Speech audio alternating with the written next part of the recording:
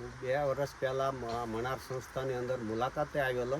ત્યારે અમે 4-5 ખેડૂતો હતા. તો અહીંયા મેં પ્લાન્ટેશનની અંદર જોયું તો મસાલા પાકમાં ધાણા, મેથી આવા બધા પાકો કરેલા હતા.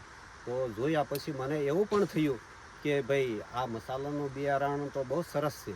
તો હું પણ આ મારી વાડીમાં કરું અને જેથી કરીને મને બીજા ખેડૂતો કરતાં વધારે સારું એવું ઉત્પાદન મળી શકે અને મને બેનિફિટ પણ સારું મળે.